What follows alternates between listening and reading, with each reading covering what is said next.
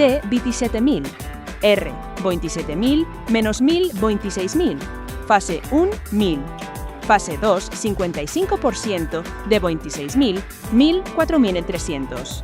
Fase 3, 12% de 26.000, 3.100. Fase 4, 33% de 26.000, 8.600. Rocío Carrasco destruyó la memoria de su madre delante de millones de personas y la abogada que lo ha demostrado no necesitó ni un plató.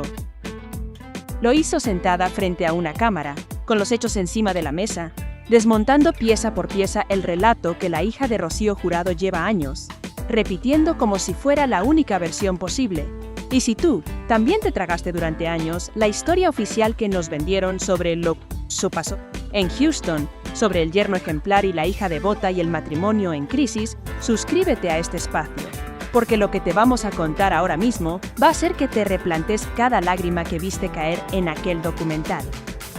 Lo que parecía una historia de amor incondicional empieza a oler a otra cosa muy distinta cuando aparecen los que de verdad estuvieron allí, los que cogieron aviones, los que firmaron papeles, los que vieron morir a Rocío Jurado de cerca, mientras otros se colocaban para la foto. El andamiaje que sostuvo ese relato durante años tiene grietas enormes, y cuando las grietas se abren, lo que sale no es bonito. El segundo párrafo amplía el daño porque los detalles que han ido apareciendo no son pequeños. Hablamos de la última voluntad de una mujer moribunda, de quién fue a buscar cuando supo que se moría, de quién voló a su lado en el trayecto más delicado de su vida. Esas no son anécdotas, son los momentos más íntimos y más reveladores que existen. Y sin embargo, durante años se nos contó una versión de esos momentos, que los testigos que estuvieron presentes describen como incompatible con lo que ellos vivieron. Algo devastador ha ocurrido con la memoria de Rocío Jurado, y lo más grave de todo es que ocurrió a plena luz del día, delante de cámaras, en horario de máxima audiencia. Quédate, porque lo que viene a continuación desmonta el mito completo. Para entender la magnitud de lo que se está destapando, hay que situar bien el tablero. La que ha abierto el melón es una abogada y creadora de contenido que lleva tiempo analizando, punto por punto, el discurso que Rocío Carrasco ha sostenido sobre su madre y sobre Fidel Albiac. Lo ha hecho sin pelos en la lengua, poniendo sobre la mesa una pregunta que muchos llevaban años haciéndose en voz baja, pero que nadie se atrevía a formular en público.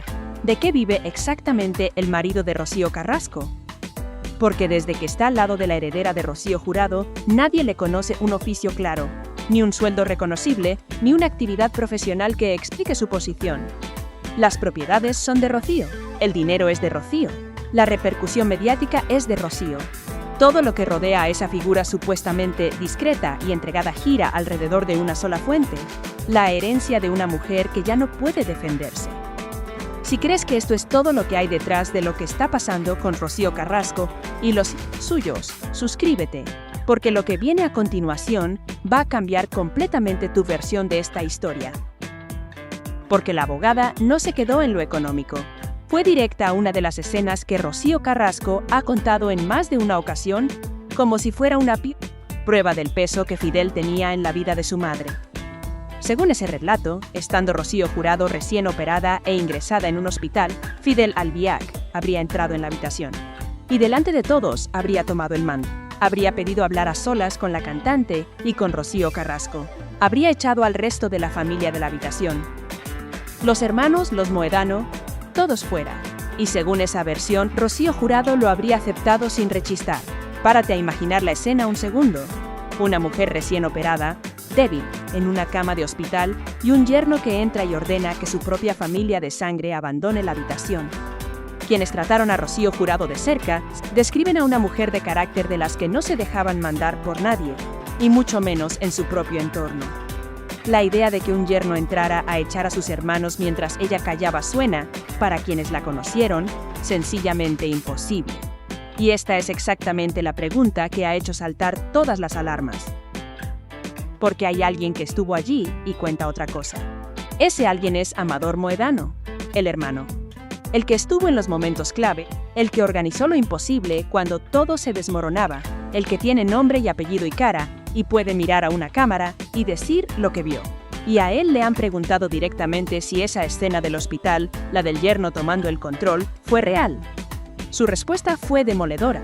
Vino a decir que esa historia puede ser verdad, sí, pero solo en la cabeza de su sobrina, en su recuerdo, en su forma de contar las cosas, porque la realidad, según él, es que la única persona que tomaba decisiones en aquella habitación era Rocío Jurado, y que Fidel Albiac en aquel contexto ni pinchaba ni cortaba.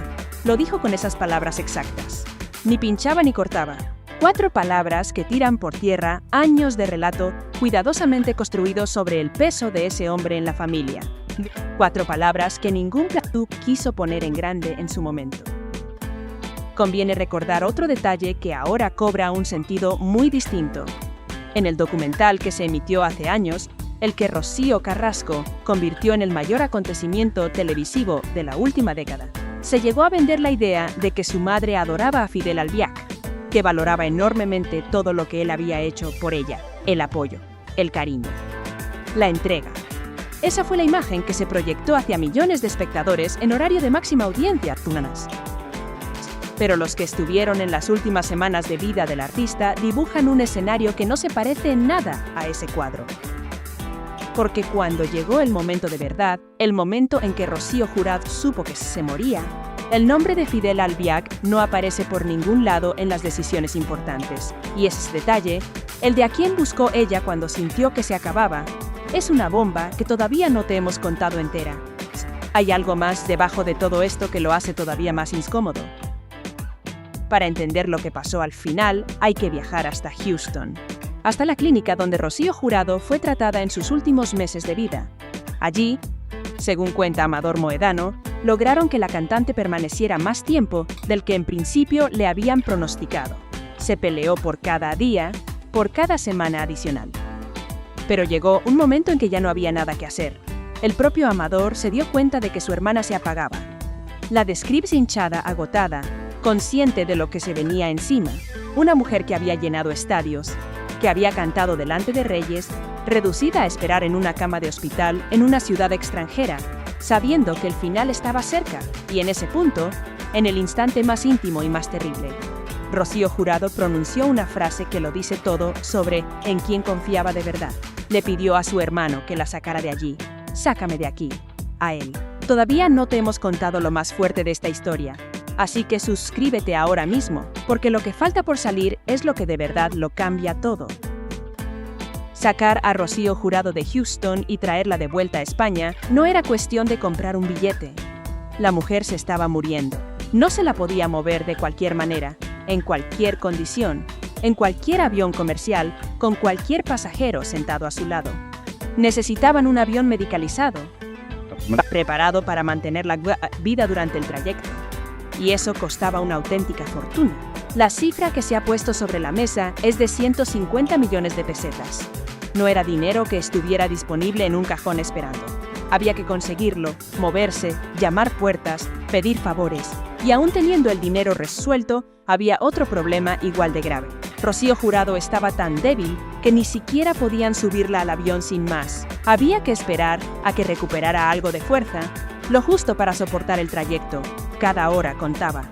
Cada hora que pasaba en Houston era una hora que se le escapaba. Y mientras tanto, la gran pregunta que nadie en los platós quiso formular en voz alta. ¿Dónde estaba el gran apoyo del que tanto se ha hablado durante todos estos años? Aquí entra en escena un personaje que no encaja en ningún guión oficial. Paco el Podero, el conocido empresario, prestó su propio avión para que pudieran acondicionarlo como aparato medicalizado y traer así a Rocío Jurado de vuelta a casa. Un gesto que, contado de pasada, podría parecer una anécdota de fondo, un detalle, pero en realidad retrata con una precisión brutal quién dio un paso al frente cuando hacía falta de verdad. Mientras unos figuraban en el relato oficial como pilares de la familia, como figuras indispensables, como personas sin las que nada habría sido posible, fueron otros, los hermanos, los amigos, los que de verdad se remangaron, quienes resolvieron el horror logístico de devolver a una mujer moribunda a su tierra. Esa es la diferencia entre el relato y los hechos, entre lo que se contó y lo que se hizo. Y lo que se hizo lo hicieron personas que después no salieron en el documental como protagonistas. El patrón se repite con una regularidad que empieza a resultar difícil de ignorar. Y ahora viene el detalle que más preguntas genera de toda esta historia. el más incómodo, el que más tarda en digerirse, porque en ese avión, en el viaje de vuelta a España, no podía ir cualquiera. Por la fragilidad extrema de Rocío Jurado, por el riesgo de contagios, de complicaciones, de cualquier cosa que pudiera precipitar el final, solo se autorizó a que volara con ella una única persona de su entorno, una sola. Y aquí es donde el relato oficial choca de frente con los hechos de una manera que no tiene margen de interpretación.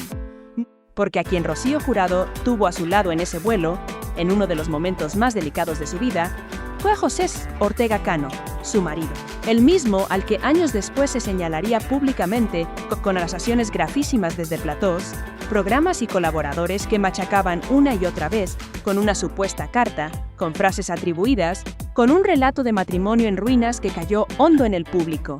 Ese relato caló. Mucha gente lo asumió como verdad absoluta. Y ahora hay que mirar a ese vuelo y preguntarse algo muy sencillo y muy incómodo. Nadie elige para ese momento a alguien a quien desprecia. Nadie. Si Rocío Jurado hubiera querido divorciarse de José Ortega Cano, si lo que se contó sobre su matrimonio fuera la verdad completa e irreducible, de verdad habría aceptado que fuera él la única persona autorizada a acompañarla en ese vuelo. Un vuelo en el que existía el riesgo real de que ella falleciera por el camino. Un vuelo en el que esa persona podría haber sido lo último que viera en vida. Nadie pone su último aliento en manos de quien teme. Nadie elige para sus horas más vulnerables a quien no quiere que esté ahí. Y sin embargo, el relato que se nos vendió durante años, el que millones de personas asumieron como verdad absoluta, apunta justo en la dirección contraria. Algo no cuadra, y cuanto más se tira del hilo, más se deshace la madeja. Pero esto no es todo. Porque mientras esta historia se rearmaba pieza por pieza, otra guerra estaba abriéndose en paralelo. Y tiene que ver con un documento que podría hacer estallar la situación de una manera que nadie había anticipado. Lo que viene, ahora lo cambia todo. Resulta que Rocío Carrasco ha estado preparando un nuevo proyecto. Un documental en memoria de su madre, realizado con una conocida plataforma. Y en el anuncio de ese proyecto se deslizó un dato que encendió todas las alarmas dentro de la familia. Se habló de material inédito. En concreto, de un diario. Un manuscrito, un escrito personal de la propia Rocío Jurado que hasta ahora nadie había visto públicamente. Las palabras de una mujer que ya no está, recogidas en papel, guardadas durante años, y ahora, al parecer, listas para salir a la luz dentro de un proyecto comercial con una gran plataforma detrás. Ahí es donde la historia seca de una manera que mucha gente no había anticipado. Porque no todos los hijos de Rocío Jurado están dispuestos a que ese diario salga a la luz sin más, sin consultas, sin transparencia, sin que los demás miembros de la familia tengan la menor voz en lo que se hace con la intimidad de su madre. La que ha levantado la voz con más claridad es Gloria Camila, y su postura ha sido tan clara como contundente. Si en ese documental ve que su hermana publica el diario de su madre o hace referencia a su contenido, no se quedará de brazos cruzados. La palabra demanda ha aparecido sobre la mesa. Y aquí entra un terreno legal que mucha gente desconoce y que convierte este conflicto en algo mucho más serio de lo que parece a primera vista. ¿Cuánto de todo esto estaba preparado para que saliera así? Porque conviene entender bien la diferencia legal que está en el centro de todo este conflicto, la que explica por qué Gloria Camila tiene argumentos reales y no solo enfado emocional. Rocío Carrasco es la heredera de los derechos artísticos y económicos de Rocío Jurado. Su música, su imagen, la explotación comercial de su figura, todo eso recae sobre ella y por eso tiene capacidad de montar proyectos, cerrar acuerdos con plataformas y ganar dinero con el legado de su madre. Eso está reconocido legalmente y nadie lo discute. Pero hay otra categoría de derechos, los llamados derechos personalísimos, que funcionan de forma completamente distinta. Esos no son patrimonio de un solo heredero, y Rocío Jurado no tuvo una sola hija, tuvo 3 hijos. Rocío Carrasco, José Fernando y Gloria Camila. Los 3, por mucho que algunos lleven años cuestionando los lazos de unos u otros, son legalmente hijos. Los 3 tienen algo que decir cuando se trata del honor, la intimidad y la imagen de su madre. Tener el derecho a ganar dinero con un legado no es lo mismo que tener el derecho a exponer cada rincón privado de una persona que ya no está para decidir qué quiere que se sepa y qué no. Esa frontera es exactamente la que Gloria Camila está dispuesta a defender en los tribunales si hace falta.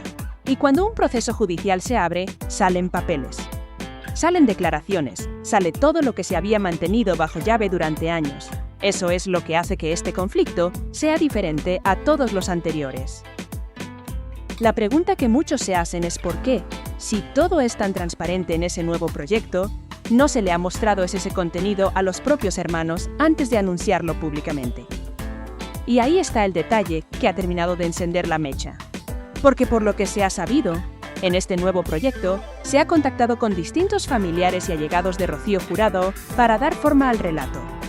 Con casi todo, con una persona no, y esa persona es Gloria Camila, la hija, la hermana directa, la que comparte sangre y apellido con la artista, la que creció en la misma casa. Como se entiende que en documental enciende como un homenaje a la memoria de una madre, se cuente con voces, en torno y se deje fuera a una de sus propias hijas. Esa es la contradicción que muchos no logran digerir, porque si el objetivo de verdad fuera honrar a Rocío Jurado, lo lógico sería sentarse con todos los que la amaron, no construir un relato eligiendo con cuidado quién participa y quién se queda fuera. Pero eso ya lo hemos visto. El patrón es el mismo. Allá afuera, una imagen de amor y homenaje. Hacia adentro, exclusiones, silencios y abogados, esperando. La siguiente pieza de este rompecabezas está a punto de caer. Y cuando caiga, todo lo anterior va a cobrar un sentido diferente. Porque si juntas todas las piezas, el patrón se repite una y otra vez con una coherencia que resulta difícil de atribuir a la casualidad. Se vendió que Fidel Al-Hayek era el gran apoyo de Rocío Jurado. Los que estuvieron en Houston dicen que en lo importante ni pinchaba ni cortaba. Se vendió que la cantante lo adoraba y lo necesitaba. Y resulta que a quien llamó para que la sacara de aquel hospital fue a su hermano de sangre. Se construyó durante años un relato durísimo sobre José Ortega Cano, se removió una supuesta carta, se repitieron frases atribuidas en plató tras plató. Y resulta que fue él quien voló a su lado en el trayecto más delicado de su vida, el que Rocío Jurado eligió para ese momento cuando tenía derecho a elegir a cualquiera. Y ahora se vende un homenaje a la madre del que se deja fuera a una de sus hijas. ¿Cuántas veces tiene que chocar la versión oficial con lo que cuentan los que estuvieron de verdad para que empecemos a hacernos las preguntas correctas? Porque lo que viene ahora, la revelación que lo ordena todo, ya no puede esperar más. Esto es lo que nadie quería que salieras a la luz. El relato que Rocío Carrasco ha sostenido durante años sobre los últimos días de su madre no resiste el testimonio de quienes de verdad estuvieron allí. Esa es la bomba, da igual la carta que se removió durante meses en los platós. Da igual la imagen del yerno todopoderoso que se vendió en horario de máxima audiencia. Cuando los hechos hablan, ese andamiaje se viene abajo. Los hechos dicen que en el momento decisivo, cuando Rocío Jurado supo que se moría, buscó a su hermano Amador y le pidió que la sacara de aquel hospital. Los hechos dicen que el avión medicalizado que costó 150 millones de pesetas y que solo fue posible gracias al favor de Paco. El posero salió del esfuerzo de la familia de sangre, no del personaje al que se elevó a los altares del relato oficial. Los hechos dicen que en el vuelo más delicado de su vida, la única persona autorizada para acompañarla fue José Ortega Cano, el mismo al que después se intentó retratar como el villano de la historia, el mismo al que se señaló en platós y redes durante años, el mismo al que mucha gente insultó en la calle creyendo que conocías toda la verdad. Y por si todo esto fuera poco, mientras se anuncia un nuevo homenaje al artista, se deja fuera a una de sus propias hijas y se manejan manuscritos íntimos sin mostrarlos a quienes también tienen derechos sobre el honor de su madre. Asoma la sospecha de que la historia que millones de personas asumieron como verdad se construyó eligiendo con cuidado qué se contaba y qué se enterraba. Y si después de escuchar todo esto crees que merece la pena seguir tirando del hilo hasta el final, suscríbete, porque esta historia no se acaba aquí, y aquí no vamos a dejar de contarla. Las consecuencias de que este relato se caiga son enormes. Durante años el público se posicionó, se eligieron bandos. Se señaló a unos como verdugos y a otros como víctimas a partir de una versión que ahora hace aguas por todos lados. Mucha gente que insultó a José Ortega Cano por la calle, que lo crucificó en redes, que dio por buena cada acusación lanzada desde un plató, lo hizo creyendo que conocía toda la verdad. Y resulta que la pieza más íntima de todas, la de a quién eligió Rocío Jurado para acompañarla cuando sintió que se moría, apunta en una dirección que casi nadie quiso ver en su momento. Eso no se arregla con una disculpa. Eso deja una mancha que tarda años en borrarse, si es que se borra. Y mientras tanto, la pregunta sobre la figura que se construyó sobre el legado del artista se vuelve inevitable. Si lo que dicen quienes estuvieron en Houston es cierto, la imagen de un Fidel Albiac imprescindible, adorado y central en la vida de Rocío Jurado, se desinfla a ojos vista. La abogada que destapó todo esto fue muy directa al señalarlo. Desde que está al lado de Rocío Carrasco, nadie le conoce una actividad que justifique su posición. Y cuando alguien gira por completo alrededor del patrimonio, la repercusión y el nombre de otra persona, las preguntas sobre su papel real se vuelven imposibles de ignorar. No lo dice este espacio. Lo dejan caer quienes han seguido este culebrón desde dentro durante años, incluidos algunos que en su día defendieron a capa y espada a la propia Rocío Carrasco. Hay otra consecuencia que mucha gente está pasando por alto. El nuevo documental, ese que se vende como homenaje, nace ya tocado. Porque si se basa en un diario inédito de Rocío Jurado y ese material sale a la luz sin el consentimiento de los otros hijos, la batalla legal está servida. Gloria Camila ha avisado y no habla por hablar. Lo que debería ser un tributo emotivo, corre el riesgo de convertirse en el enésimo episodio de guerra familiar, con abogados, demandas y titulares cruzados durante meses. El público que ya ha visto demasiadas veces esta película empieza a preguntarse cuánto de homenaje hay, de verdad, y cuánto de negocio levantado sobre el recuerdo de una mujer que ya no puede opinar. Porque ese es el fondo de todo esto. La pregunta, incómoda que nadie quiere formular en voz alta. ¿A quién pertenece el recuerdo de una madre? Si solo a la hija que tiene los papeles que le dan derecho a explotar su música y su imagen, o también a los otros hijos que comparten su sangre y tienen derecho a proteger su intimidad. Rocío Jurado ya no está para decidir qué se cuenta de ella y qué se queda guardado para siempre. Y en ese vacío, en ese silencio que ella dejó, se están moviendo intereses, proyectos y dinero. Esa es la parte fea del asunto, la que no sale en los avances ni en las notas de prensa, la que solo asoma cuando alguien se sienta delante de una cámara y se atreve a poner sobre la mesa lo que mucho pensaban y callaban. Conviene no perder de vista una cosa porque es la que da sentido a todo lo demás. Aquí nadie está canonizando a nadie. Todos los implicados en esta historia tienen luces y sombras. Nadie está libre de haber jugado sus cartas con sus propios intereses sobre la mesa. Pero una cosa es tener intereses y otra muy distinta es construir un relato. Venderlo como verdad absoluta durante años y enterrar todo lo que no encaje con esa versión mientras el público insulta, llora y toma partido, creyendo que está informado. El testimonio de quienes acompañaron a Rocío Jurado hasta su último viaje no convierte a nadie en... Lo que hace es algo más simple y más demoledor. Devuelve los hechos al lugar del que nunca debieron salir. Obliga a mirar de otra manera años enteros de declaraciones, de documentales cuidadosamente editados y de lágrimas frente a las cámaras. Mientras escribimos esto, la bola sigue creciendo. La abogada que destapó el asunto gana seguidores cada hora.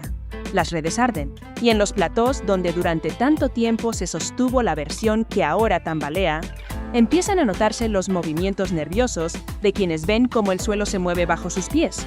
Porque una historia tan repetida, tan asumida, tan rentable cuesta mucho de desmontar. Pero cuando los que estuvieron de verdad empiezan a hablar, ya no hay plató que aguante. La frase de Rocío Jurado pidiendo a su hermano que la sacara de aquel hospital. El nombre de quien voló con ella. El silencio hacia Gloria Camila. El manuscrito que nadie ha visto. Todo apunta hacia el mismo sitio. Y lo que ese sitio revela es que el relato que nos vendieron y la historia que de verdad ocurrió son dos cosas distintas, y que la diferencia entre una y otra la pagó, sobre todo, la memoria de la mujer que ya no está para defenderse. Pensemos por un momento en lo que esto significa para quien lleva años viviendo a la sombra de Joties, un apellido construido sobre esa versión. Si la versión de Amador Moedano es la correcta, entonces la imagen del yerno entregado, del hombre que la cantante adoraba, se sostuvo sobre un relato que la propia familia de sangre desmiente con nombres y fechas. Y eso abre una herida que escuece. ¿Cuánto de lo que creímos saber sobre esta familia fue real? ¿Cuánto fue una construcción interesada moldeada para un público que confió en lo que le contaban, porque aquí no hablamos de un cotilleo cualquiera. Hablamos de la memoria de una de las artistas más queridas de este país. De una mujer a la que el público lloró de verdad, con el pecho encogido, con la sensación de haber perdido algo que era suyo también. Jugar con esa memoria, moldear la conveniencia, es quien tenga el control del relato, es algo que mucha gente no está dispuesta a perdonar. La indignación que se ve en las redes va más allá del morbo. Lo que arde es la sensación de haber sido engañados durante años, y eso no se apaga fácil. Luego está el dinero, que siempre acaba asomando la cabeza. Un documental con una gran plataforma significa cifras importantes. Un diario inédito de Rocío Jurado significa todavía más. Y ahí es donde la batalla entre hermanos deja de ser solo emocional y se convierte también en económica. Mientras unos hablan de honrar a la madre, otros ven cómo su legado más íntimo puede convertirse en producto sin que ellos tengan voz ni voto. Gloria Camila defiende algo más que un sentimiento. Defiende el derecho a que la intimidad de su madre no se ponga a la venta sin permiso. Y esa es una pelea que, si llega a los tribunales, puede destapar muchas más cosas de las que algunos querrían. Cuando se abre un proceso judicial, salen papeles, salen declaraciones, sale todo lo que se había mantenido bajo llave. Y lo que está bajo llave en esta historia, a juzgar por todo lo que ya ha salido, debe de ser suficiente para reescribir muchas páginas de lo que creímos saber. Eso es lo que hace que este momento sea diferente a todos los escándalos anteriores que han rodeado a esta familia. Esta vez, los que hablan estuvieron allí. Esta vez, los hechos son concretos y tienen nombre y fecha. Y esta vez, el relato oficial se enfrenta a algo que no puede rebatir con una entrevista de sofá o un documental editado a medida. Se enfrenta a la memoria de quienes la vieron morir.